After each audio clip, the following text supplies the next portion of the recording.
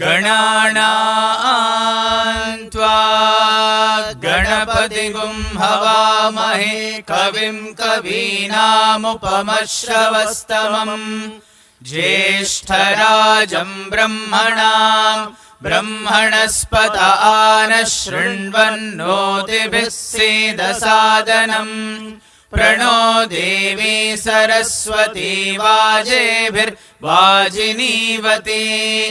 धीनामवित्रयवतो गणेशाय नमः सरस्वत्यै नमः श्रीगुरुभ्यो नमः हरिः ओम्। Om Shri Sai Ram. Offering my most humble salutations at the lotus feet of our beloved Lord, Bhagawan Shri Sathya Sai Baba. Loving Sai Ram to everyone present in the call. We have started this wonderful journey of the Shri Sathya Sai National Leadership Program for Self-Transformation by reading Dhyana Vahini, which is penned down by Bhagawan himself. We have completed reading the first 2 chapters, which speak about the power of meditation and about chanting God's name and meditation. Today, I have the privilege of introducing our speaker of the day, Brother Amey. Dr. Amey Deshpande hails from Maharashtra and was a student of the Shri Sathya Sai Primary School, Prashantanilayam. He acquired his bachelor's degree in commerce from Bangalore University, and then he pursued chartered accountancy in Bangalore from 2000 to 2003. During this period, he worked with HP in the Financial Services Center at Bangalore. He was a member of the Bangalore Sevadal and Brindavan Bhajan group from 1999 to 2003. He enrolled for the MBA at the Shri Sathya Sai Institute of Higher Learning in 2003. Thereafter, with Bhagawan's blessings, he registered for the MPhil program in 2006 and was awarded the gold medal in 2007 for distinction in MPhil. He completed his doctoral studies in 2016 in the area of corporate strategy from the Department of Management and Commerce, Prashantanilayam. He's been a part of the Prashanti Bhajan group from the time he joined the Shri Sathya Sai Institute of Higher Learning for his MBA degree. He's sung, spoken, and enacted in the Divine Presence number of times. Currently, he serves as a resident fellow in the newly formed Shri Sathya Sai Center for Human Values. Without any delay, let me invite Brother Amey to address all of us. Sai Ram, brother, over to you. Saishwaraya Vidmahe Satyadevaya Dhimahi Tanna Sarvah Prachodayat. Om Shanti Shanti Shanti. Invoking Swami's presence and his benediction on each and every one of us, and offering our million salutations at his divine lotus feet. Dear brothers and sisters, or rather, I think this is only for the sisters. So, dear sisters, a very warm and loving Sai Ram to all of you, and hope you all are healthy and all your families are doing well. At the outset, I would take this opportunity to congratulate each and every one of you for getting this beautiful, wonderful lifetime opportunity to participate in this National Leadership Program. So many, many congratulations for that. This is going to be a life-changing journey for all of you. And so wishing you all the very best. As they say before, any flight takes off, fasten your seat belts, keep your tray tables closed and get ready for takeoff. So this is pretty much like that.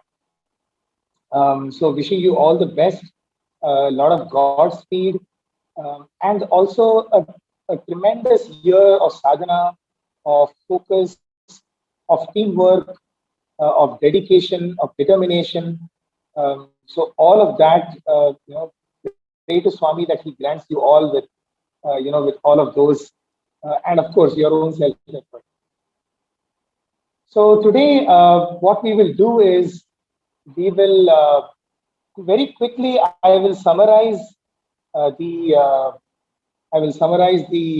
two chapters, and probably in the next half an hour or so, because all of you have already gone through it, and then we can open it out for any questions that you may have, because I think that is what will probably make more sense to kind of answer your questions, what doubts you may have, or listen to your own suggestions, your own experiences. So hope that is okay. So what I will do is I will share my screen, and and then let's quickly go through the points that Swami has spoken in this first two chapters.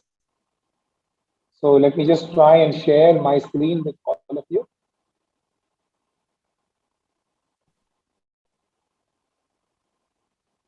Okay, so in the meantime, even as my system begins to, yeah, even before my, okay, so this is what Swami often says is technology. When we want it the most, it kind of gives up on us. So even while we kind of get this up and rolling, yeah, I think I've been able to share my screen. Let me know whether you can see the screen. Um, Yes, it's visible I outside. guess you're able to see the screen. Yes, brother, it's visible outside. Okay, yeah. So even before we get into this beautiful Vahini, as this evening, as I was sitting for bhajans in the mandir, and I was saying, Swami, I was praying to him, Swami, help me to kind of, articulate what we have learned from you and what you really expect from us. And at that point of time, this kind of thought occurred to me, and I wanted to share this thought with you. Today, much of all our lives, we spend it on our smartphones, right? In fact, most of you must have logged into this evening's session also using your smartphones. So just think about what exactly the smartphone is doing. Okay, so you have a phone, and then you have a smartphone becomes a smart because you have several different types of applications on it, right? So you have WhatsApp, and you may have Facebook, and you may have Instagram, and you have Zoom, etc., so on and so forth. And obviously, the phone's fundamental, the purpose of the phone is obviously to communicate. Um, and each of these, if you notice that each of these apps take away some memory, okay, and they're constantly kind of using the resources of your phone.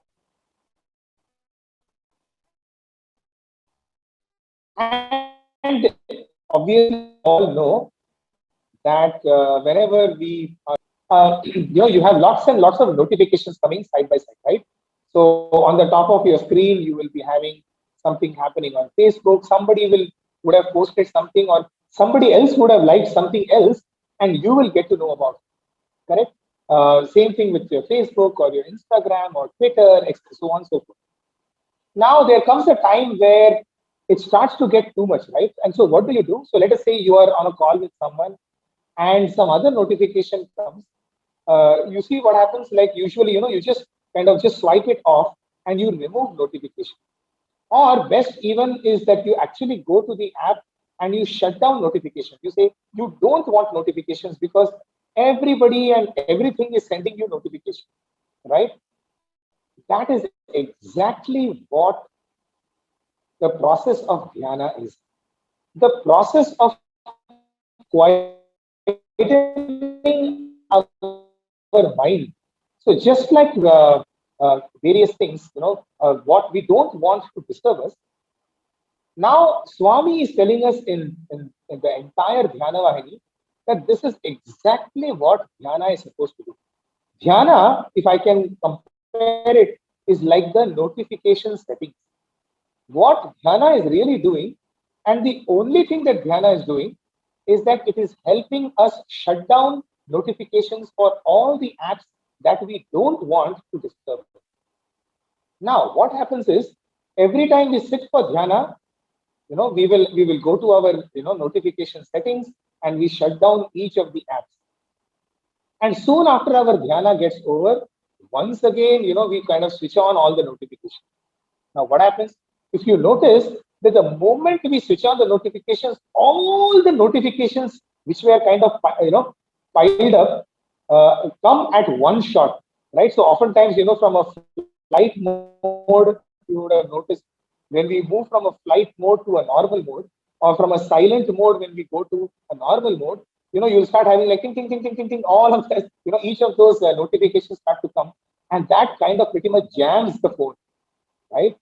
Now, that is what Swami is telling us through the Dhyana Vahini must not happen. In fact, the phone is nothing but an extension of our own mind. Okay, so this is what I thought I can. I was kind of inspired to share with you. Is that this is a very, I think, a very contemporary example of what Swami expects us to do. Okay, so I was just listening to some of our teachers a few months ago, in fact, a few weeks ago, and they were telling me that one of the biggest challenges of this pandemic has not been necessarily, the healthcare. Of course, healthcare has been a challenge. It's extremely difficult, what the doctors and the nurses and all of them are doing. But much, much more difficult and which will have a long-term impact is education. Now, you would have noticed that all the classes are happening online. And so I was just talking to a few teachers, asking them, sir, how was your online experience? And he was saying that, first of all, it was so difficult to prepare for an online class because, for 30 years, teachers who have taught for 30 years, 20 years, with a blackboard or a whiteboard, face to face, where you can see the expression of children, where you can see their body language. Now, suddenly, all you can do is see little thumbnails of their faces. You really can't make out. But more importantly, what they were mentioning, and which was kind of shocking to me, was that the attention span of a child today has reduced tremendously. You know why? Because in front of him is a screen, and there are so many faces going on, and there is one constant, like one teacher talking. And while the teacher is talking in that baritone or that monotone voice, next to him is a phone, or next to him is another device which is constantly giving him notification. In fact, many students themselves confessed that what was happening is while the class is going on, suddenly something will happen on Facebook, the attention goes there, you know. And so because it's right next to them, and the teacher really can't even see what's going on. And this was a tremendous challenge to kind of overcome. Okay, and this is what the teachers were saying, that now that the classes have started, resumed face to face, they are actually seeing that the child is so restless in the class because he is just not able to sit for more than 5 minutes. He is looking for his phone. He's twiddling his thumbs. He's playing with his pen. Something or the other is going on because this attention span is now gone, and it will take a tremendous amount of effort to get back this attention span. The reason I say this is exactly the need for why we need, the purpose of dhyana in our life, to get ourselves, focused. So with this little introduction, let's get on to this chapter. First of all, I'm not sure whether you know about, the Vahinis. The Vahinis, I'm sure somebody must have spoken to you, but very quickly, the difference between Vahinis and Sathya speech are as follows. So I'm seeing that some of you are raising your hands. Please do kind of, note down your questions or your thoughts in the chat box. And after we finish this presentation, we will take all of those, those questions or those comments. So the Vahinis are basically the written word of Swami. As you can see here on your screen, in fact, are exactly the pages that Swami has written. This is Swami's handwriting in Telugu. And this is how he would submit an article. The Vahinis are nothing but articles that Swami gave for the Sanatana Sarthi that would come. And can you believe if I tell you that this writing started from 1958, okay, February of 1958, on the Shivratri day when the Sanatana Sarati was kind of, was given to mankind.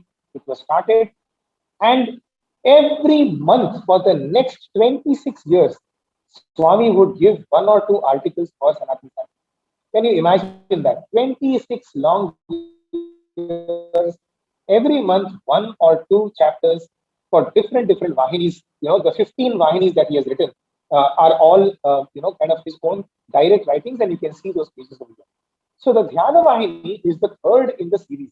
The first one is Prema Vahini, the second one is Sandeha Nivarini, and the third one is Dhyana Vahini, which Swami started from January 1959, and he wrote it in 14 chapters, went up to February of 1960. So so much about the Vahinis and why that is possibly the most important kind of treasure that we have, that Swami has left behind. You see, the written word is far more important than the spoken word, right? Whenever somebody makes a promise to us, or somebody makes a deal with us, what do we say? Give it to me in writing, correct? Even in your offices or in your college, whatever you're doing, they will say, give it to me in writing, because writing has that much more impact, that much more authenticity. Now, you see, Swami has given to us his teachings in writing, okay, which means these are his thoughts. This is his direct message to mankind, and that is what we are going to study. Okay, so now let's come to the chapter one, and very quickly, I think Swami makes the way he kind of opens up the first chapter itself is so fascinating, because Swami says, see, I'm going to talk about dhyana, but there is a background to dhyana. And so people may say, hey, you know what? I don't have time. I'm so busy. I've got so much work. You have no idea. I've got a family. I've got my profession. I've got other commitments.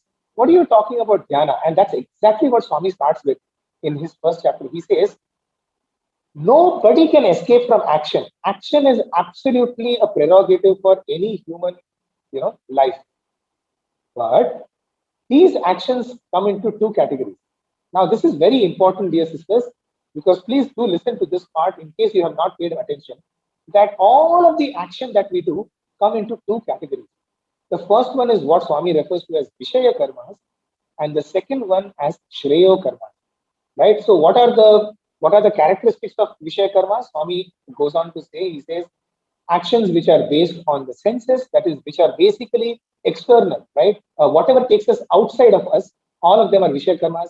And the most important thing about Vishaya Karmas is these are binding, right? So they bind you to the world, and once they bind you, then you have happiness and sorrow, you have pain and pleasure, and all the opposites kind of come and haunt you. Okay, and eventually, even if most of your actions may be happy and a few of them may be sad, because they bind you, they eventually take you to sorrow. That is why even Buddha, for example, says this entire world is, he says, Dukkham, Dukkham, Sarvam Dukkham. He says the entire world is nothing but moving towards sorrow. The only thing that the world can give you is this sorrow. And by sorrow, I don't mean tears rolling. It's just this nothing but the incompleteness in our life. Because the world is incapable of satiating all our desires, right? And when our desires are not satiated, automatically we are going to get sorrowful. So that is what is, these Vishaya Karmas. The second type of karmas are the Shreyo Karmas. What are these? These are basically the ones which liberate us. So while the Vishaya Karmas bind us, these ones liberate us, and they give us everlasting bliss. And they work on the inside. Okay? So that is what Swami kind of starts off with. So Swami goes on to say that amongst all of these karma, all of these Shreyo Karmas, Dhyana is the best uh, Shreyo Karma. Okay, and Swami goes on to even explain why Dhyana is the best amongst Shreyo Karma, right? When compared to Japa or compared to Seva. Okay, because Dhyana, not in this chapter, but later on you'll see, Swami says that Dhyana is like an aeroplane. It takes you directly to your endpoint, while all other paths may be kind of slightly slow, like a bullock cart or a train or a bus. Dhyana is the direct, kind of a journey, a straight journey, non-stop journey. But Swami also says that this dhyana, this word has been, used and abused, and hence Swami makes this very beautiful kind of statement. I love this statement because he says, "My present intention is to instruct such people, and therefore I am telling you what exactly is dhyana." So Swami is actually going to the core of what exactly is dhyana, because you will see that today, this mindfulness and meditation, this has become so kind of ubiquitous. You go to the United States, you have like tons and tons of so-called spiritual gurus who are kind of, or the Buddhist masters, or you have the Patanjali Yoga Sutra, like the yoga spoon. So many different types of dhyana is there. And so you may wonder, what, dhyana should I do? So Swami is telling, I will tell you what exactly dhyana is. Okay. And now later on, you can take up any technique that you want. So basically, what is dhyana? Dhyana is nothing but training the bullocks. Okay, we have these two bullocks which help us, to go anywhere, right? The bullocks, namely two, are our mind and our intellect, buddhi, manas and buddhi. So what is manas? Manas is nothing but a bundle of thoughts, bundle of desires, bundle of feelings and emotions. So that is one, and the other one is the intellect. Now, unless we train these bullocks to go in the direction that we want them to go, what is going to happen is we are constantly going to be pulled, or they are just going to sit down. So that is, either they'll become extremely dull, or they will start running in different directions, and then we won't have control over it. So this is what dhyana is meant to do. What is dhyana meant for? It is meant to train the bullocks. Okay, now let us do a little exercise. I'm sure you all must have seen this picture, but I want all of you, for the next 15 seconds, and I will count, there are four dots in the middle of your screen. There's a kind of a, kind of an image which is coming on your screen. And the middle of the image, there are four dots in a vertical line. Okay. I want you to focus on that, only on that, okay, for 15 seconds. Right? Just look at those four dots. So can you do that? Let's start. 15, 14, 13, 12, 11, 10, 9, 8, 7, 6, 5, 4, 3, 2, 1. Now, just close your eyes and see what image is coming in front of you. Close your eyes and see what image is forming in front of you.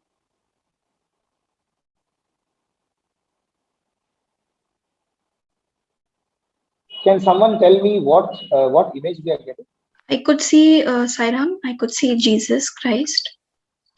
Sairam, I Yes. could also see Jesus I Christ. am I also Yes. see Jesus Christ. Feel the Yes, same. yes, I also see Sairam, it. Jesus Yes. Christ. Sairam, I could also see Jesus Christ. Jesus Christ. Fantastic. So thank you so much. Do you see how incredible it is? Right? Just Yes, by yes. focusing on something, and if you actually kind of just take this picture, dear sisters, and once again, try to do this, you will see that his features are so clear. There is absolutely no ambiguity in the face that is appearing in front of your eyes. His hair, his eyes, his nose, his lips, his beard, his mustache, everything will be so clear. You see, that is the power of just 15 seconds of meditation on a particular form. Okay, that is what Swami is telling us in these chapters, which is Japa and Dhyana, the name and the form. All we need to do is to focus ourselves on, it will just take us 15 seconds to get that. And even while you're kind of doing this again and again, I'm sure it will be so exciting for those of you who have not seen this image. Okay, even while you're doing this, let me tell you a very beautiful story that happened many years ago, which is very much connected to this. So, now you know that for those of you who must have come to Prashant Nilayam, the bhajans happen, in the presence of the Sannidhi. But prior to 2008, the bhajans used to happen inside the bhajan hall. Now, for those of you who know, the bhajan hall is a very small place. In maximum can take 500, 600 people. And so the thousands, when the bhajans would start, the thousands wouldn't have the opportunity to actually sit inside for the bhajan. So only the first 600, first come, first serve. So there will obviously be a lot of shouting and fighting and, kind of getting into the bhajan hall. So one of our professors, he did not want to get into that, kind of that clamor to get in. What he decided is he will just sit outside, and while the bhajans are going on, he would close his eyes and he would visualize Swami enjoying the bhajan. Just like how Swami would be actually enjoying the bhajans inside the bhajan hall, in his mind's eye, he would just close his eyes and see Swami putting talam, or Swami gently swaying, like the way you have seen in the videos and things. So one day, as he was sitting and he was enjoying the darshan of the inner Swami, what he did not notice that Swami had actually got up from the chair. Swami had come out. He had kind of stepped out of the ashram, and then he had come back, and then he came and stood right in front of this professor. This professor had absolutely no clue that Swami is actually physically standing in front of him. And then the bhajan got over, and he opened his eyes only to see Swami directly standing in front of him. And Swami just gave him a beautiful smile. Okay. And Swami came near him, and Swami told him in Hindi. Swami said, "Andar ka Swami or Bahar ka Swami ek hi hai." The Swami inside of you and the Swami outside of you are one and the same. Dear sisters, this is the precise reason why an avatar comes down on earth. He comes down on earth in the physical form to introduce to us the Swami who is seated inside our heart. You see, we have forgotten the Swami who is seated inside our heart. And so to introduce us to the Swami who's already with us, he comes outside. So the Swami inside of us and the Swami outside of us are one and the same. And that is exactly what we are trying to do through the process of dhyana.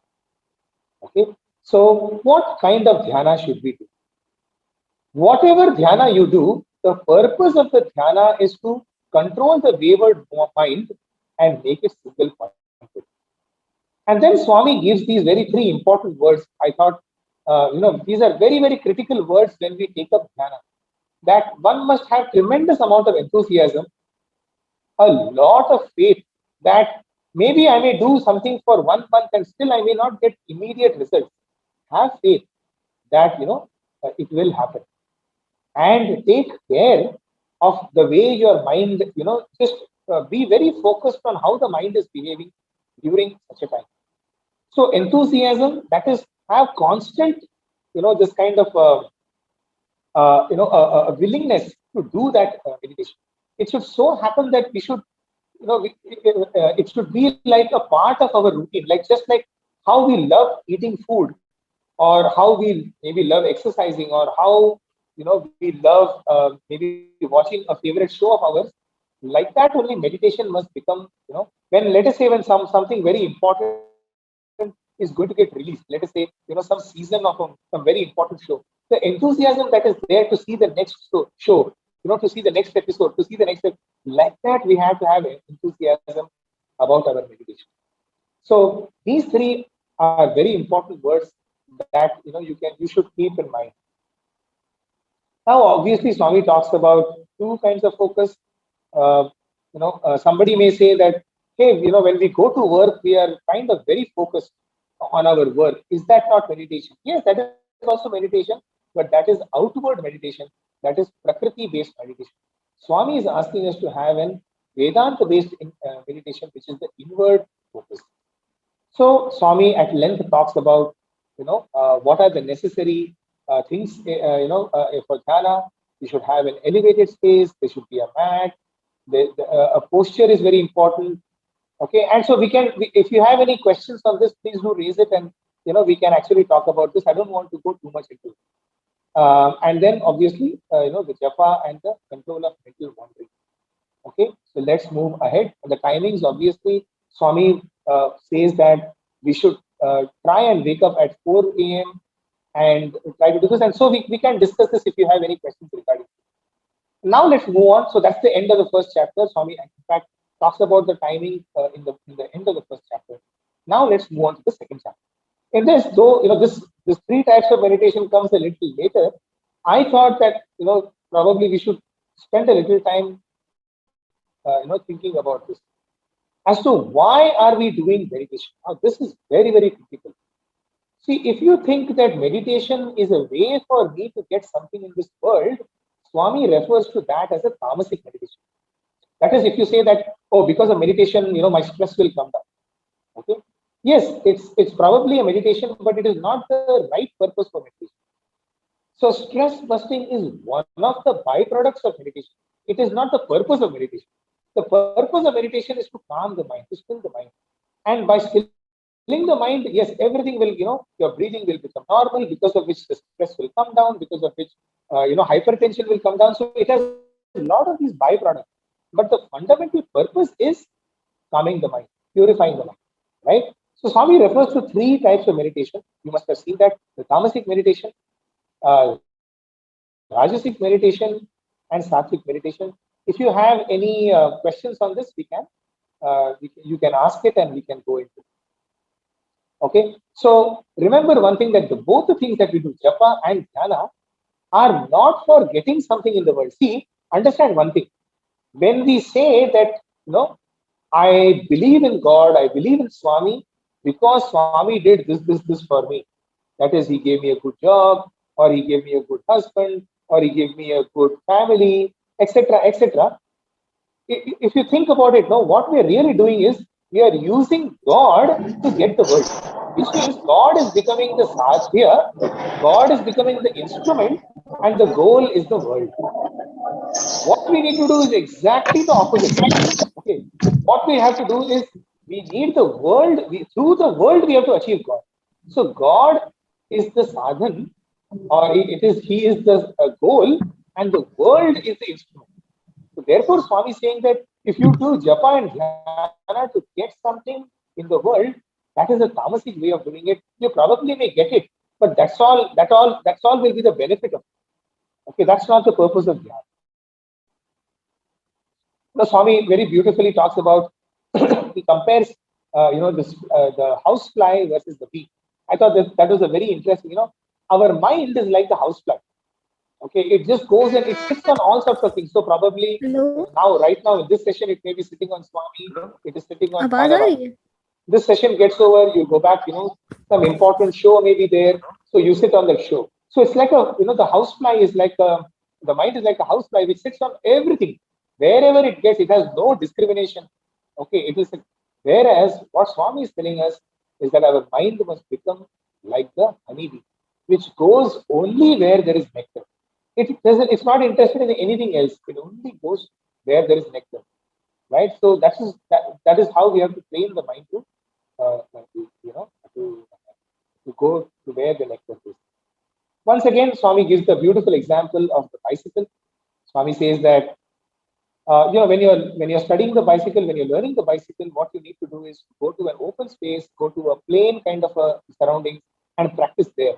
Eventually, once we become very good at it, then we can go through mountains and hills and traffic and all sorts of things we can negotiate. But till we get there, we should learn it on a place. Similarly, that is the reason why posture and timing and the way we are going to do meditation, the techniques and the tools are very important. Once we have advanced to such a level that constantly we are able to bring our focus on God or on any one particular thing, then we probably don't need to sit specifically for meditation, right? But till then, all of this is important, right? So what is the impact of dhyana? See, this is very, very like many people say, I've been doing meditation for 10 years, for 20 years, for 30 years. uh, how do we know whether our dhyana is actually helpful? How do we know whether our dhyana is having any impact on us? Swami says very, very beautiful thing. He says, after doing our dhyana, okay, after an amount of time, what is the quality of our mind? By quality of mind, what does Swami mean? The kind of thoughts that we are entertaining. Not only the kind of thoughts, the number of thoughts we are entertaining. Is our mind all over the place? Is it, into 150 things? Or is it, a very, very calm and see, you see, I was listening to another talk, very beautiful talk. He says, uh, there is water in the river. Okay. So water in the river per se is not dangerous. Correct? When does the water in the river become dangerous? When the speed of that water in the river becomes fast. Correct? For example, for those of you who have gone to Rishikesh and those of you who have gone to Haridwar, you will notice that in Rishikesh, Ganga is very, very, the amount of water is the same, but the water is very calm. And so one can take a very easy dip. Whereas you go to Brahmakund in Haridwar, the water is very fast. Same water, the same Ganges water is fast. Now we need to hold the chains to get into the water.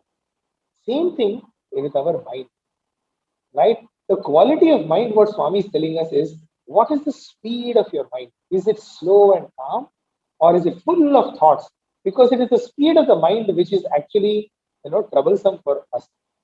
The second is obviously the ability to being single-minded, right? Do we keep jumping between thoughts, or our ability to have ekagrata? The word that Swami uses is ekagrata. And obviously, degree of patience. How patient are we? And if you have any questions on that, once again, we can take it up separately. So, how to measure the impact of dhyana? Swami gives the answer in the very second chapter itself. Right up front, he says the single fruit, that is the one thing that we have to keep in mind as the fruit of all our japa and dhyana, is the conversion of the outside mind to the inside mind. Basically, we can call it bahirmukta to antarmukta. Right? How much is my mind going outside versus how much is my mind going inside? Once the mind starts to go inside and it starts to, relish the enjoyment inside, right? It will not be attracted to anything outside. That's the beauty. Because the joy and peace in our mind, in our hearts is so unlimited that it is far superior than the joys that we get from the outside world. And that is why we will want to go more and more inside. So that is one definite impact of Dhyana. Going ahead, what are the critical success? And this is the last slide. And after this, we will take questions. What are the critical success factors? Like, what are the things that we need to keep in mind before doing our dhyana? Now, somebody may say that, hey, you know what? I'm getting up every morning and I'm doing it. But there is a preparation that is necessary. And the preparation is not just a physical preparation right before the dhyana, but the preparation of actually getting into this exercise of dhyana. If you're going to practice 1 month or 2 months of dhyana, what are the things that are necessary? Swami gives these three, very important points. He says, good habits, discipline, and high ideal. See, if our ambition is Swami, I want to experience you in my life. Such a high ideal we have, no? Automatically it kind of, regulates our dhyana. It regulates our. Okay, for having such high ideals, it's very important to be disciplined and to let go of all bad habits. See, basically, habit is what? It is addiction. It is a kind of, our mind wanting something, desiring something. If we can tell our mind, hey, mind, you're not going to desire for this, you are going to desire for this because this is good for you, this is good for us. That is nothing but cultivating of good habits. So, good habits, discipline, and high ideals. Secondly, obviously, this is what leads to purity of inner life. And last, but probably the most important, is to practice it. This is where I think most of us fail. We always say that, who will do this? अरे यार कल करेंगे, अगले हफ्ते करेंगे, आज मैं बहुत busy हूँ. See, then we never even try to actually put them into practice. But if we really genuinely try to practice them, surely 100% we will start getting the impact of it. So, that is why, I put this, this little thing down. Always, I said, "Arey nahi hoga yaar. Arey itna bada dhyan kahan se mere se kahan hone wala hai? Where can I do dhyana yaar? These are all big things." This kind of pessimism or this diffidence that we may have, no? Let us cut it out. Let us remove "I can't" from our dictionary, and all we need to do remove is this T. And this T, what it stands for? Tamas. It's for this dullness. It is for this procrastination. Let us say "I can" and "I will." Right. So let us remove this T from our lives, and I'm sure that we will be able to kind of embark on this beautiful journey of this Dhyana Vahini that you are all going to take up. So let me stop over here, and now we can kind of get into the questions that you all may have. Is this okay? Do you want any other thoughts on this? Do let me.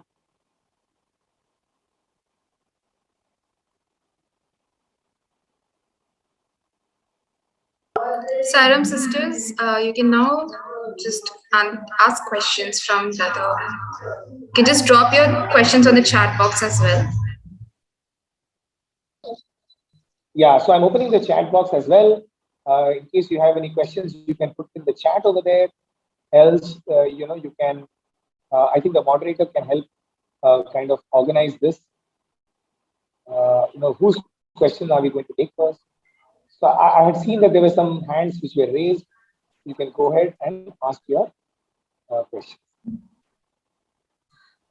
West Bengal Antara Thapa, would you like to ask any question? Your hand is raised.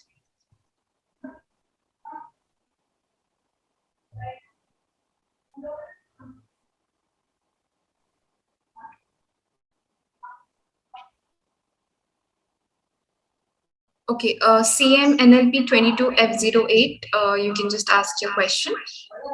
You can just unmute yourself and turn on your video if possible. Sairam, brother. This is Manasa here. Sairam, sir.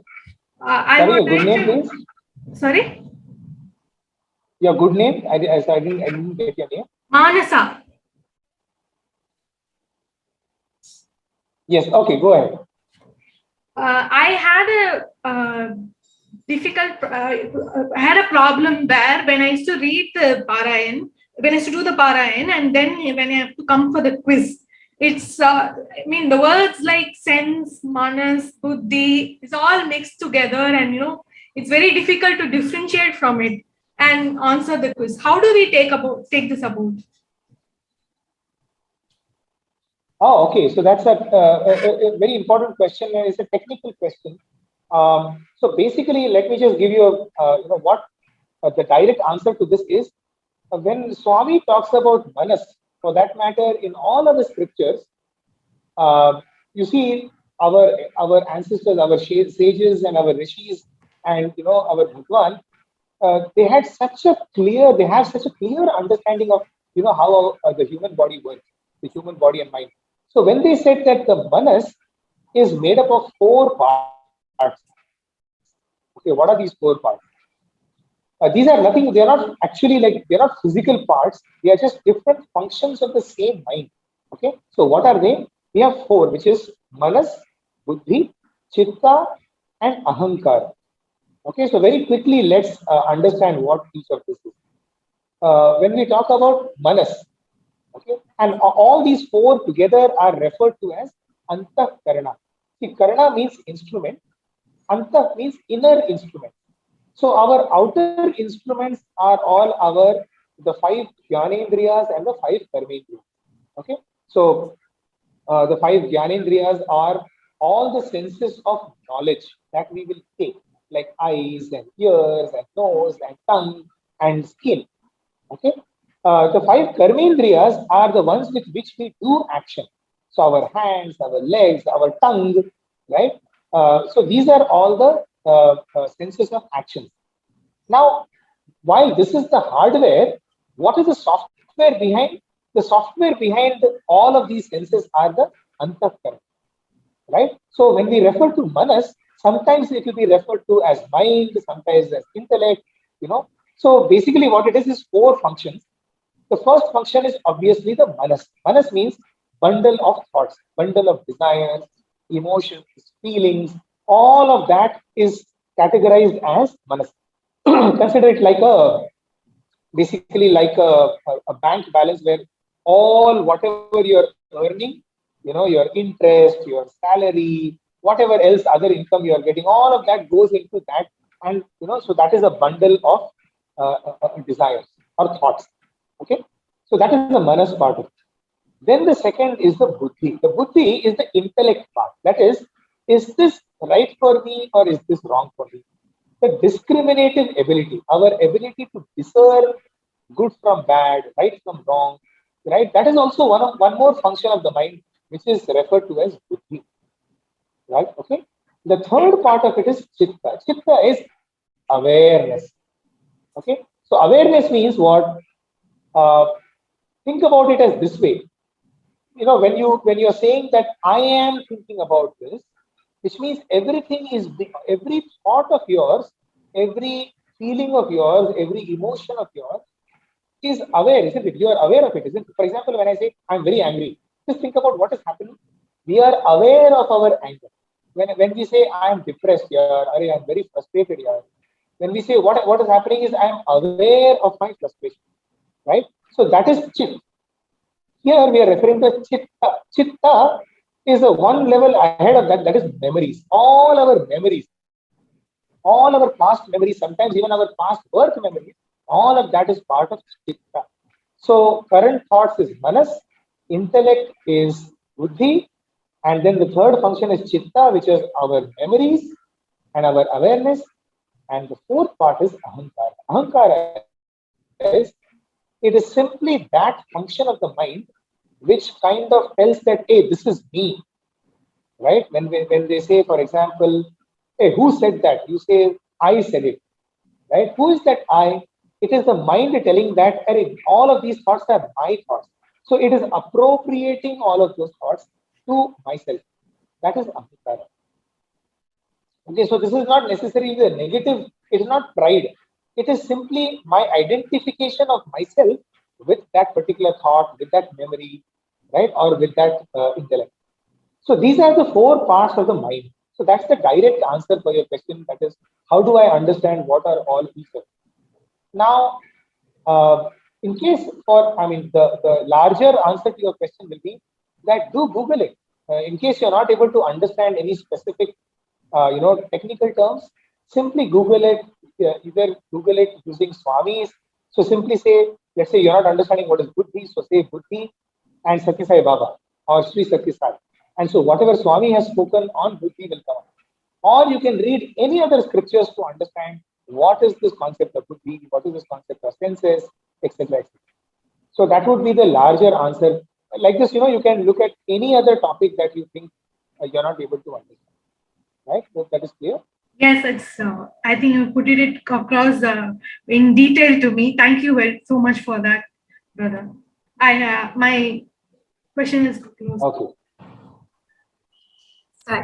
So next we have Sister Wonderful. Disha So I from think UP. in the chat.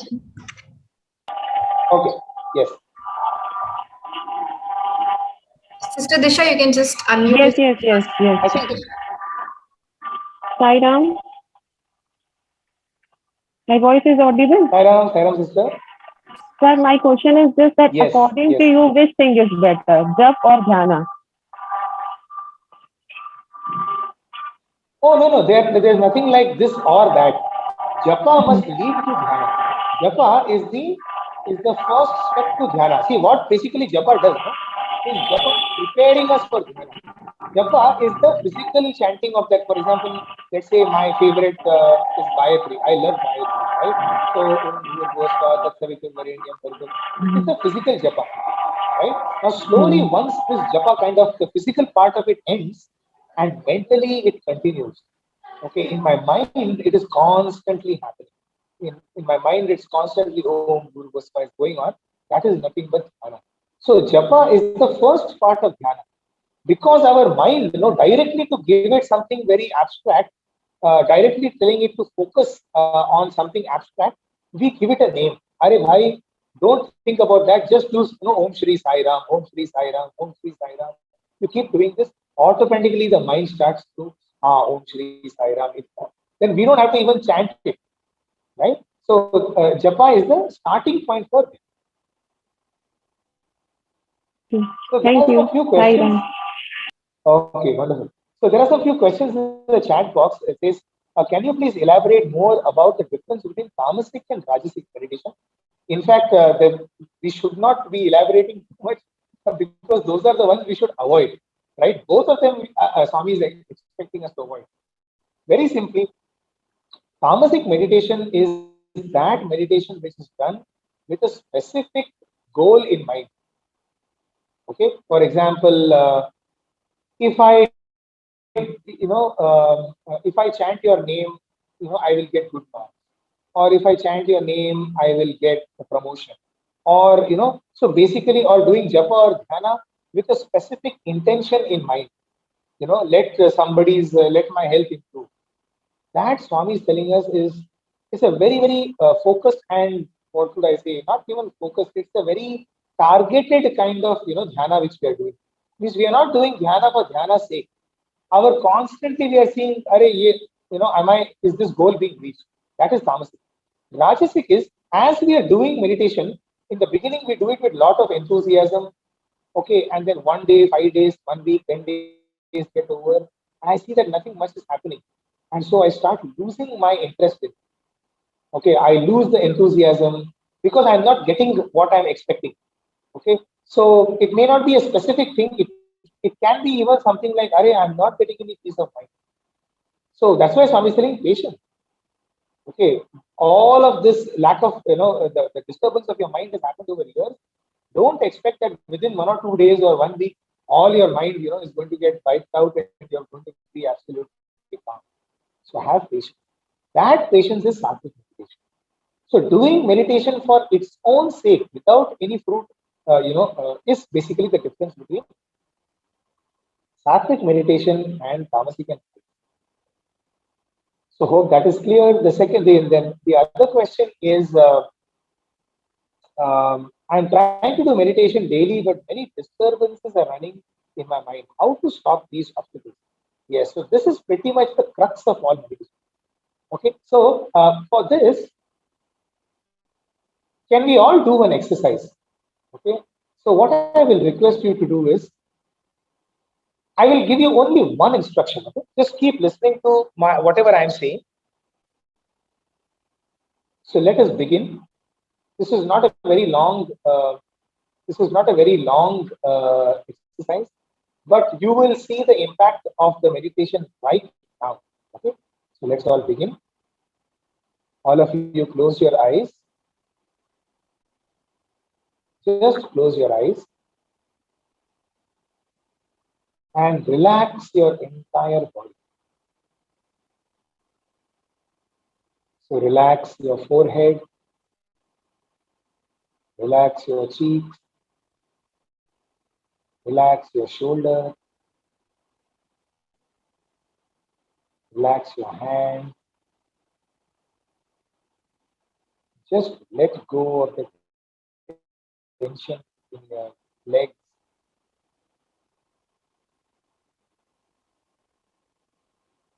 Just let go of the tension in your hands. And now take a deep breath in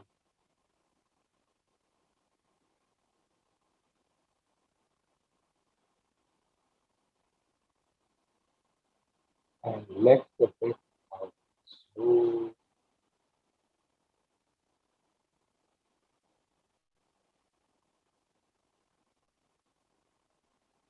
Deep breathe in,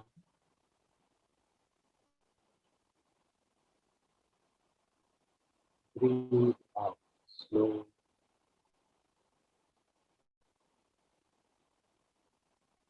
Now listen to all the sounds that are around you. Listen to all the sounds that are around you. Just listen. Do not analyze. Do not think about where the sound is coming from. Do not think about who is making the sound.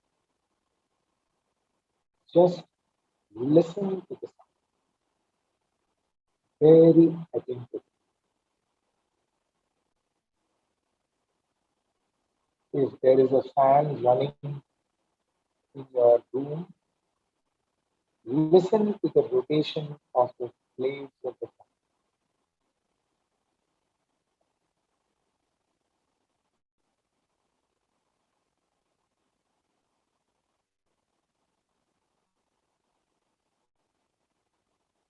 Listen.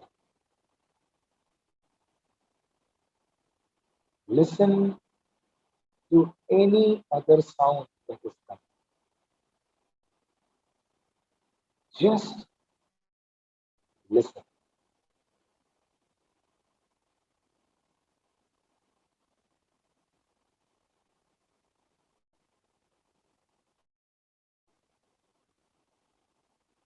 Just listen.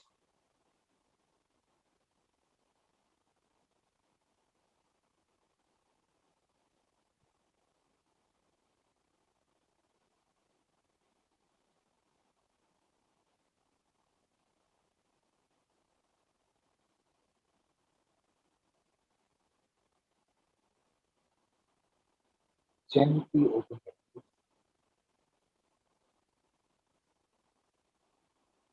and tell me, maybe one of you can share, how was the feeling? What was the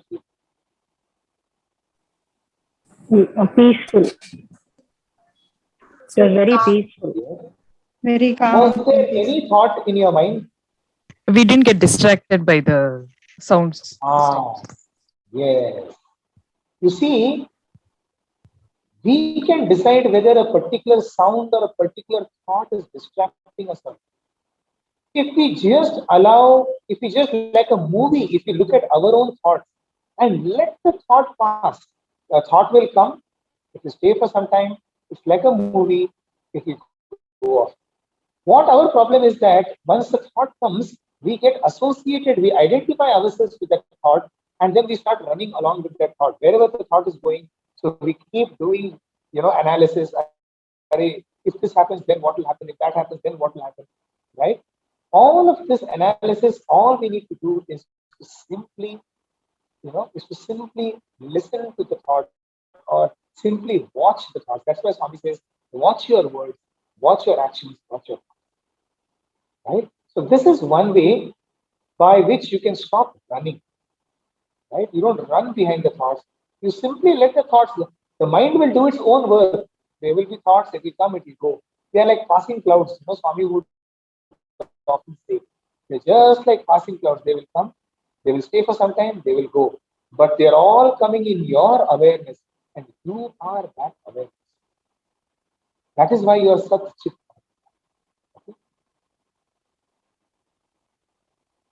So hope Correct. that gives you a little idea of how to do a very, very, very simple technique. See, sisters, you would have noticed in this, we are not doing any japa, we are not, bringing any form of the Lord, nothing. We are doing exactly what we are experiencing right now, which is all the sounds around it. It is just that we are not analyzing the sounds. See, so at least what has happened is we have slowed down our mind. Okay, so the water, which is a fast speed water, is now a calm and peaceful water. That's all. This is the starting point. Okay. Yes. The next one is, I'm trying to do meditation. Oh yeah. Okay. That we have already taken. So today's world, we are working till late night. For us, it's a challenge to wake up early in the morning. How can we overcome this practically? So I completely understand that you are working, till late. Here is something that is very important. If the goal of your life, once again, I'll bring it back to what Swami is telling us over here. What is the goal? What is the purpose for which you're doing meditation? And how important is that purpose for you?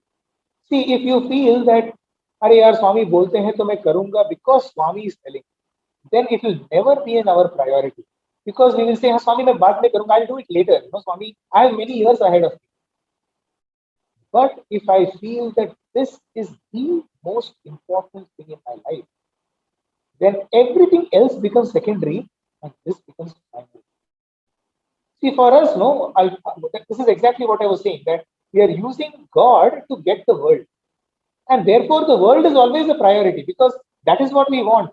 So, if not God, our work, if not work, our family, if not family, our other relations, money, etc., etc., everything will replace each other.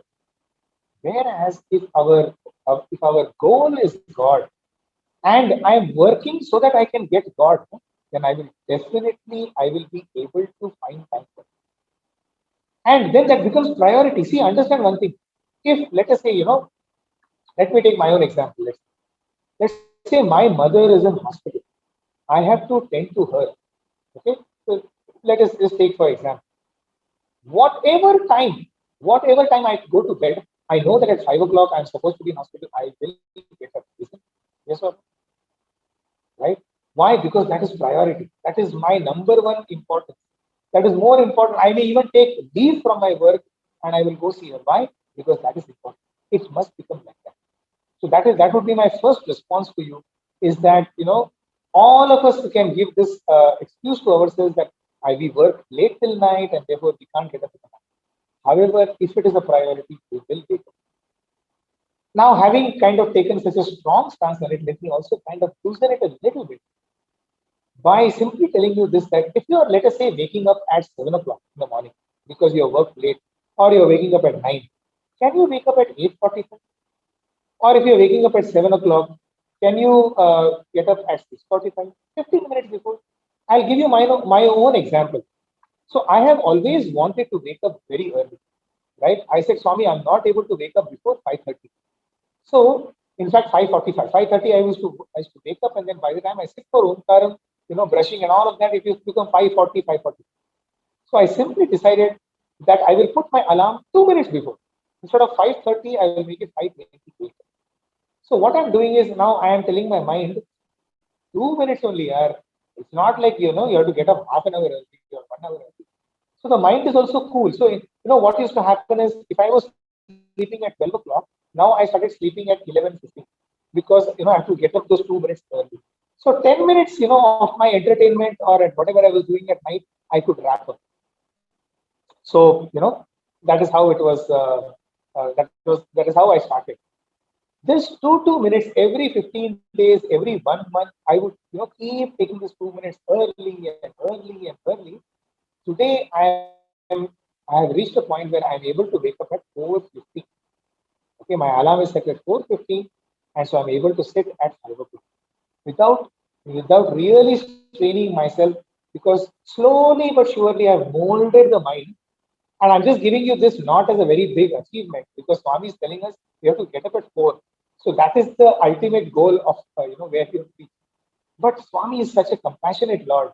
He will see the effort. He will see what was the intention with which you did it. If the intention is good, you will start getting results immediately. So what I would say is, even if you're not able to start at 4 or 5 or 6, try 10 minutes early. Try 5 minutes early. Waking up a little earlier. Why? Because this is a very important thing, right? So that is what I would say to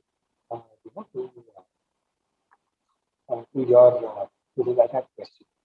There was one other question. I'm not able to see all the questions. Something about Namaskarana. So, what is the question? I think it has come in the chat.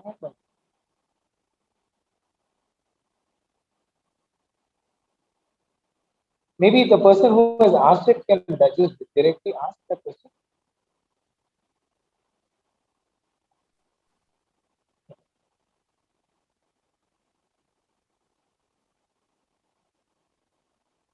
Yes, brother. Even I'm not able to view the chat box, but can we go ahead with the people who have raised their hands? Oh yes, please. Yeah, whatever is okay for you. Okay. So we have Sharanya, Sister Sharanya from Karnataka. I request you to please unmute yourself and ask your question. Yeah.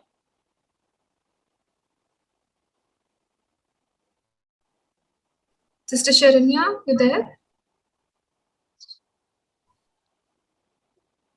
Okay, so we'll move on to the next participant from AP, Sister Mulagapaka. I just hope I pronounced your name correctly. Yes. Please unmute yourself. Sairam, brother. Sairam, brother. I'm Hi Haima from Ram. Vijayanagar. Brother, daily we are attempting quiz. Hi Ram, sister. In that one question, I didn't understand. The question is, it was written like this: science of spirituality and science of nature are not different. Only the point of reference from which we see changes. This I didn't understand. Means how they both are same, brother. Yes, sister, your voice was breaking. I couldn't get the entire question. Can you just once again repeat? Here it is mentioned that it is written that, is it audible, brother? Now, Yeah. science of spirituality Yes, and yes, much better now.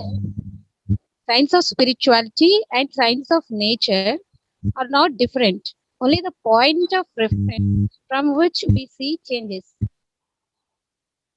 This you please explain, brother.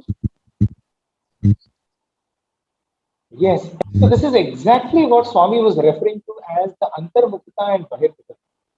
See, when there are people who can, look at a beautiful sunrise, let us say, and we can meditate upon the sunrise also. But there, the point of reference is in nature, that is outside of us. What Swami is telling is that we can simply convert that to an internal, kind of point of reference, which is our own self. You see, the difference between science and spirituality is this: that science is trying to understand the nature. So we are trying to see how everything works, how an atom works, how a planet works, how a tree works. We are trying to study everything, right? Whereas what spirituality is telling is that if you simply understand yourself, you will understand the entire world. Because the entire world is nothing but a reflection of yourself. So those are the two viewpoints which are there, right? Which are often, I would say, dichotomous, or they may be, slightly contradictory. So you have one viewpoint which is based on the nature, and you have one viewpoint which is based on adhyatmikta. Spirituality means adhyatmika, right? You can start anywhere. Believe me, you can start with both. You can start outside also. But it is far more difficult when you start outside to kind of get, the goal. It will take you a long time, and sometimes you can even get lost in the entire process, right? So therefore, the easier thing would be to look at yourself and start from there. So that is what Swami is referring. I hope I could clarify this point. Yes, brother. Thank you, brother. Sairam. Next, we have Sister Anita from Chennai Metro. Yeah, Sairam. Hi Ram. Sairam. See, now when we do the meditation, actually I've attempted and I'm just doing it for the past 3-4 weeks, this Jyoti meditation. So what I found was, of course, there are some thoughts going inside now and then, but I'm slowly controlling it. Not controlling it, I'm just viewing it, watching it, and slowly it has come down. But my doubt is when we do it with the instruction, for example, if we play it on the mobile or something like that and listen to the meditation, obviously we don't get distracted. But when we off everything and just sit on the meditation, obviously the thoughts are more. It is a bit disturbing. So is it okay to start with the instructions and then to slowly better that, or is it good to start directly without any instruction medium? So it is definitely good to start with instructions, external instructions, but don't depend too much on the external, because a time will come when, let us say, you don't have access to the video, and then our mind will be so used to that particular voice that particular video, then the mind starts depending. Without that, it becomes like a crutch. You see, at some point of time, you need to let go of that crutch also, because your internal voice. So start training your mind. So what you can do is, let us say if you are doing, let's say 20 minutes, of external meditation, try to do 5 minutes of internal meditation. That is you giving yourself instruction, right? Okay. And so you start small. Okay, so maybe once a day or whenever you're doing it, do it with external. But let us say you're just, let's say during your lunch break, or let's say just before you go to bed, or let's say early in the morning, just for 2 minutes, try to do it. Okay, give yourself instruction. Try not to, means eventually try to veer away, consciously veer away from that external thing, because that external thing will otherwise make you dependent. That's all the point. See, the whole idea of Okay. attending bhajans, is that only, right? Something external, some wonderful singer is singing, we go and attend. When everybody sings, we also feel very good. But then what happens is we start depending upon those bhajans. Then other than the bhajan session, we can never chant the Lord's name. The whole idea is Swami has given us those bhajans so that bhajans become, Namasmarana becomes a continuous 24/7 experience for us, right? So for that to happen, we have to put in that effort. But you are on the right track, sister. Okay. Yeah. Actually, when we sing bhajans, it is like I try different singing on bhajans, and that is really improving my voice and everything in the early morning. But even now, I'm at about 5:30, getting up and starting my meditation at 5:45. So, and japa and meditation can be done simultaneously. No, like for example, when we close our eyes and we do Om Shri Sai Ram, and also the form. If we keep the form in the mind and say Om Shri Sai Ram, then I think the thoughts are not coming. But if we just say Om Shri Sai Ram, suddenly the thought is going into something else. So I found that difference actually. So we can do it together. That it can be together. Oh yes. In fact, let's do another exercise. Very quick exercise, all of you. Okay. So I will say Om Shri Sai Sairam Ram, Annaya. and you just say it. Sorry. Sairam Annaya. This is Navya from Chakrapati. Yes, yes. I just want to sing a Okay, song. okay. I just want to sing a song. Thank you, Saira. Can I? Okay, all Can I right. sing a Is song? this the right time to sing the song, or I think let the moderator take that Yeah, format right I now? think we'll just do an exercise right now, sister, and then we can go ahead with the song. Sure, sister. Okay. Okay. So let's just very quickly, we will just chant. I will chant loudly, and you can chant, in your own minds. Om Shri Sai Ram, Om Shri Sai Ram, Om Shri Sai Ram, Om Shri Sai Ram, Om Shri Sai Ram, Om Shri Sai Ram, Om Shri Sai Ram, Om Shri Sai Ram, Om Shri Sai Ram, Om Shri Sai Ram, Om Shri Sai Ram, Om Shri Sai Om Shri Sai Ram, Om Shri Sai Ram, Om Shri Sai Ram, Om Shri Sai Ram.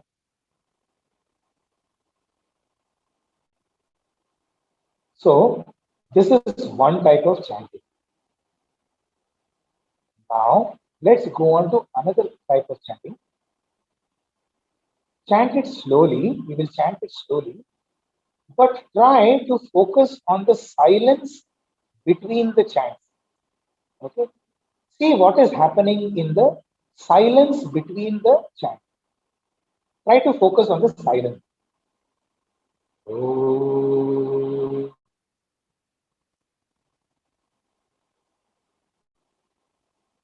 Shri Sai.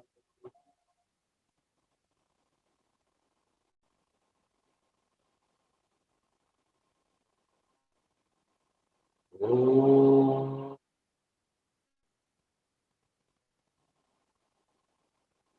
Shri Sai.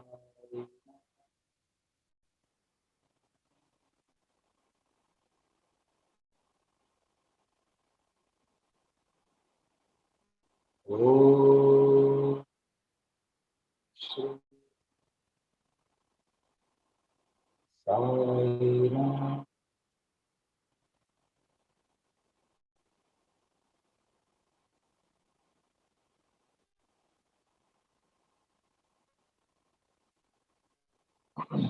So just look at these two techniques and you tell me which was more effective.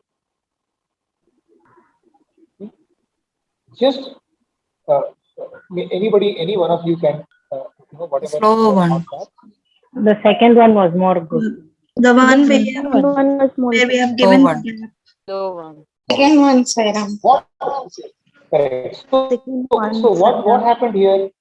You see, in the first one, we were just chanting Om Shri Sai Ram, Om Shri Sai Ram, which was only our karma, our our karmendriya, which was mouth.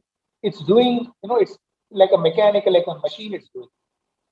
But the moment we started focusing on the silence between the names, okay, what started happening? Jnanendriya started working.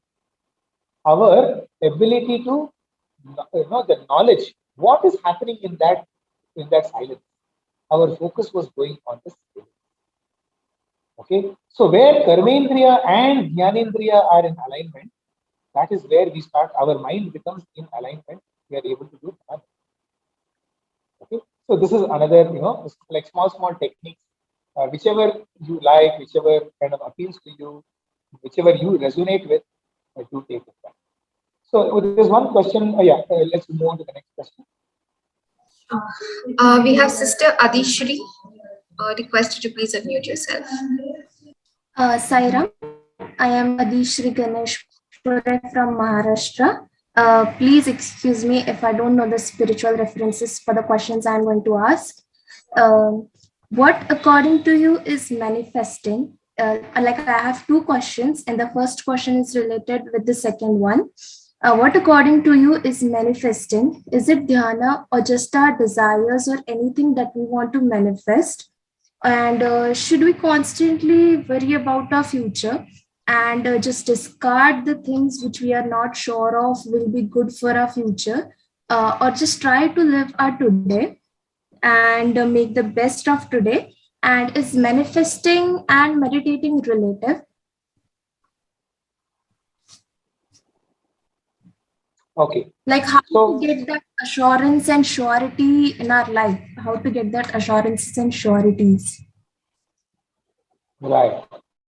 So the question you have asked is, how do we, is manifesting the same as meditation? And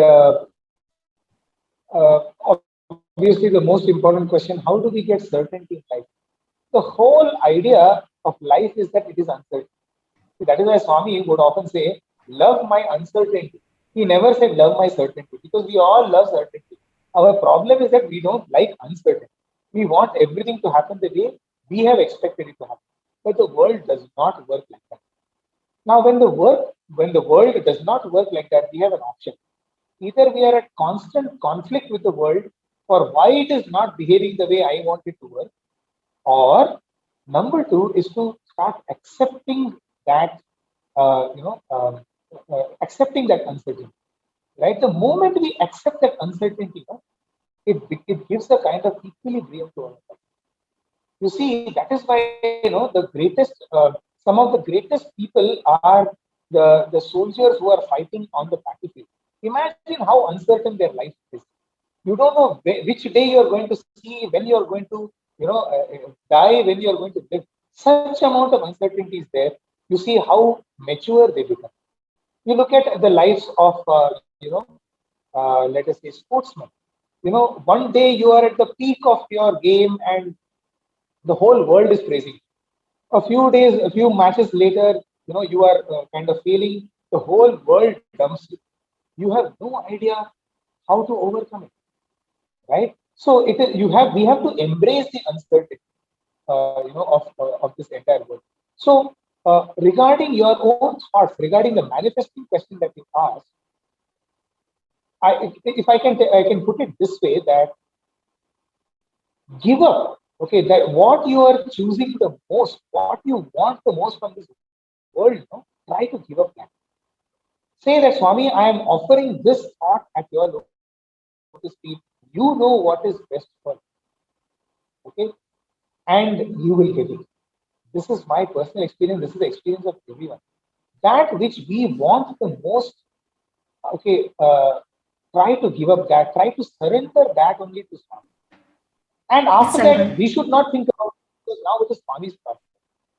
Okay. For example, Swami, I want this job. Swami, I really need this job. Okay. So we need this job, Swami. Either you write it down in a letter or whichever way. I'm not even talking only about Sathya Sai Baba. Anybody else or any other way that what? Yes, I want this. I'm very sure I want it. Now I let it go. I'm not going to think about it. Okay, the moment you let go, no, then the world starts to move. Okay, the universe starts to conspire to get that happen. Our problem is that because we're constantly thinking about it, no, we become negative, which means what if I don't get it? And then what world does it is you now we are manifesting the anti of what we actually want. See, Mother Teresa, no, once she was asked, there was an anti-war rally, a rally which was an anti-war protest that was going on. So somebody came and asked Mother Teresa, why don't you also come and join us? This is a very, righteous thing we are doing. We are fighting against war. And Mother Teresa said, I will not come for it. Why? She said, if there is a peace rally, I will come. See, there is a big difference between anti-war and peace.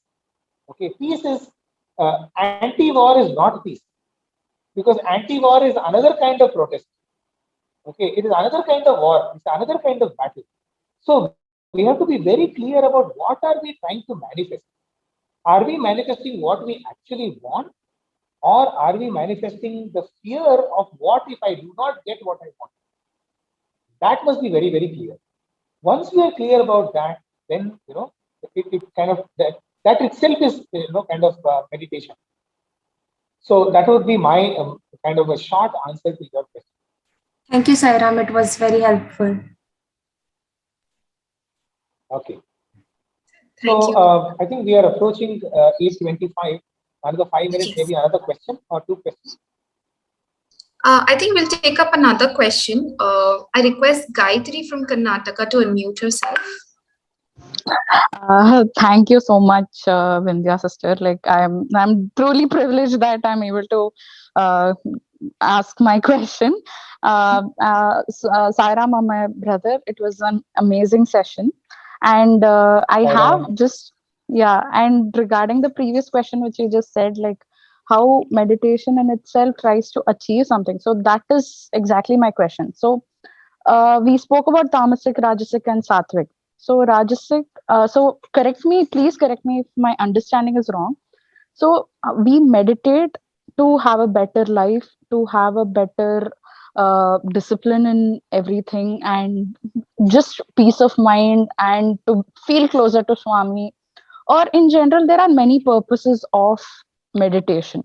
So of course we are not going with an expectation, but aren't we trying to achieve the fruit of it? And how is this different from being rajasic? So please correct me if my understanding is wrong over here. So yeah. Yes, that's a very interesting question. See, that is why we have to go back to what Swami has said about Shreyo Karmas and Vishaya Karmas. Anything that is connected with this world, remember, once again, we'll repeat, underline, bold, italics, whatever you want to put, any desire connected to this world is going to bind us. Any desire connected with the Lord, with my own spiritual progress, is liberating. Right. So the algorithm or the thumb rule is very, very simple. So even if it means I want Pad Namaskar, it may be Swami's Pada Namaskar. Okay, but Pad Namaskar is a physical thing. It is something in this world. It is going to bind. That is, it is going to lead us to sorrow, because even if I get it, I will want another one. If I don't get it, why did I not get it? Right? So this will always happen. However, if my thoughts are, Swami, manifest in front of me. Let me feel your love. And your love, which is inside of my heart, let it radiate to the entire world. Let the entire world, samasta loka sukhina bhavantu, let all the beings and all the worlds, let them be happy. Right? This is a Shreyo Karma. This is a liberating thought. So even though it is a goal, even though we want the fruit of action, which is world peace, even though we want spiritual progress, those thoughts are thoughts which remove all other thoughts. Okay, so both are thoughts. if you, in fact, if I go to this extent of, go very technically deep into the subject, even the thought of me getting realized, that realization is also a thought. Remember, self-realization also has to come as a thought only. It's in Vedanta, the technical term is Brahmakara Vritti. See, Vritti is a modification of the mind. So even, for example, they say that, let us say that, here is a pen in front of me. Now, when I see a pen, what is happening is my mind is looking at this pen and I'm able to see some object which is looking like a pen. So this is called a pen akara vritti. There is a modification in my mind which says that this is a pen. Right. Now the same thing, let's take it to the ultimate level, which is brahmakara vritti, where even getting the self-realization is also a vritti. But remember that vritti is a liberating vritti. This vritti is a binding vritti. So it is always good to have those vrittis and to let go of all the worldly vrittis. Wow. Okay. That makes so much sense, brother. Thank you. So thank you, sisters. We'll open the WhatsApp group, and you can just give all your questions there. I would request our convener to just address all of us and the team, please. Sairam, everybody. What a wonderful start. It's always a treat to listen to Amey brother. And welcome back again, Amey brother. We have a lot of batting to be done this year again. And it was a beautiful start. My pleasure. Our captain is here, so whatever the captain tells us, we shall try. The supreme captain is Bhagawan Sri Sathya Sai Baba. And it's so nice that you always extend your cooperation to us, and whenever we ask you, you're always available. That's a great sign of your offering to Bhagawan. And I was just listening to the wonderful questions that were coming up from the students. And I'm sure there are going to be a lot of questions coming in the chat box. As done last year, we will populate all these questions and we will send it back to you. We'll be very happy if we can answer these questions on video so that I can post it up, on the NLP YouTube channel also as a Q&A model. And that's it from me. I don't want to spoil and say something else about attendance or rules and regulations of this. This is a very good session on Dhyana Vahini, and let's leave it there right now.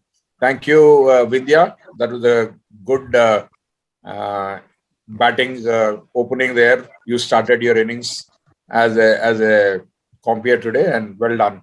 All of you stay blessed. Have a great Sunday, everybody. Sairam brother.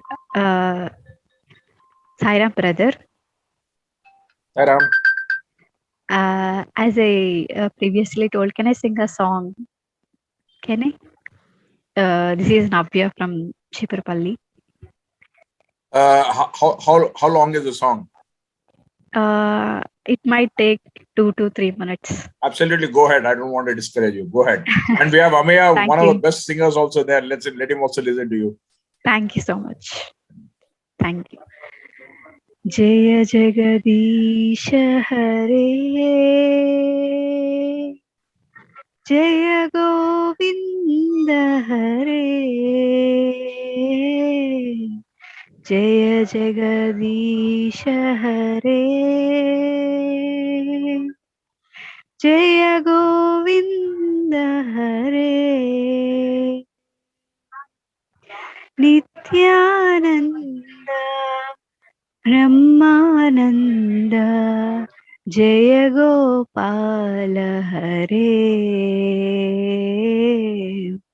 Nityananda Brahmananda, Jaya Gopala Hare, Arunachala Shiva Trishooladhari Shivo, Arunachala Shiva, Trishooladhari Shivo, Harinarayana Om, Sai Narayana Om, Harinarayana Om, Sai Narayana Om. Jaya Devi Bharati Vidyadayini Annapurna Mata Om. Jaya Devi Bharati Vidyadayini Annapurna Mata Om. Jaya Jagadisha Hare Jaya Govinda Hare. Thank you so much for this opportunity. Sai Ram. Can we see you, Navyasri? Can we also see you? Yeah, sure. Where are you from? I'm from Chiprapalli. Where? I'm from Chiprapalli, Vijayanagaram district. Oh, Vijayanagaram, Andhra Pradesh. Very nice. Yeah. Well done. Good start. Thank you so much. Thank you so much. Over to you, Vindhya. Sairam, Navishri, I think that was a really great initiative that you have taken up, and it's a good start, obviously. I really thank our brother for giving us such beautiful insights on Dhyana Vahini sessions, and I hope all our sisters will inculcate in their day-to-day life and transform individuals as a better individual. Thank you. We will end it with a Shanti mantra. Sure. सुखिनो भवन्तु समस्तलोकाः सुखिनो भवन्तु समस्तलोकाः सुखिनो भवन्तु।